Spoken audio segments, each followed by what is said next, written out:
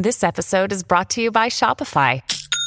Forget the frustration of picking commerce platforms when you switch your business to Shopify, the global commerce platform that supercharges your selling wherever you sell. With Shopify, you'll harness the same intuitive features, trusted apps, and powerful analytics used by the world's leading brands. Sign up today for your $1 per month trial period at shopify.com/tech, all lowercase. That's shopify.com/tech.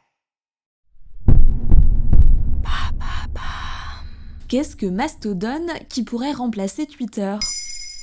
Merci d'avoir posé la question. On vous en a déjà parlé dans Maintenant vous savez. Le rachat de Twitter par le magnat de la tech Elon Musk inquiète aussi bien les employés de la plateforme que ses utilisateurs. 3 semaines seulement après que le patron de Tesla a racheté le réseau social et accessoirement renvoyé la majorité des employés, pour certains utilisateurs, il fallait trouver une alternative.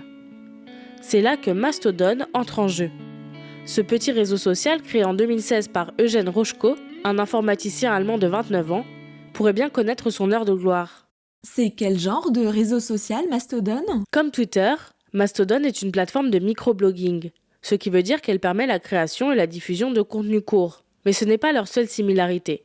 Si l'on devait s'amuser à comparer, chez Mastodon, un tweet s'appelle un tout et un retweet un boost. Il offre la possibilité de s'exprimer en 500 caractères contre 250 chez son concurrent direct et d'ajouter toutes sortes de contenus à un tout.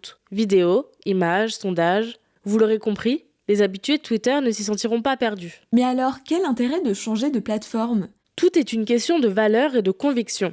C'est d'ailleurs ces raisons qui ont poussé Eugène Rochko à créer Mastodon, comme il l'explique dans un communiqué publié en avril 2022.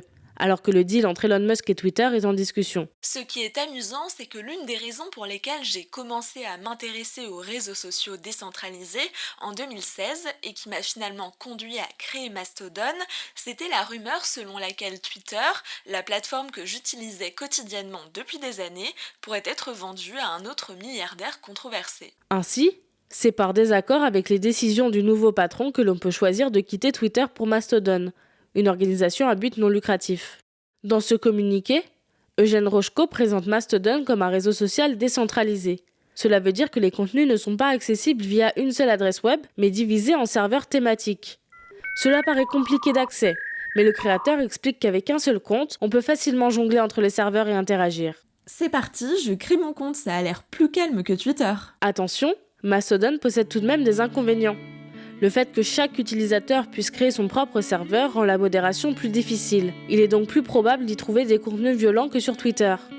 De plus, les nouveaux utilisateurs de Mastodon déplorent un manque d'interaction à cause du système décentralisé. Ainsi, l'application n'est pas encore tout à fait au point et n'est certainement pas encore au niveau pour remplacer durablement Twitter. Voilà ce qu'est Mastodon. Maintenant, vous savez, un épisode écrit et réalisé par Maëlle Diallo. Ce podcast est disponible sur toutes les plateformes audio et pour l'écouter sans publicité, rendez-vous sur la chaîne Bababam Plus d'Apple Podcast.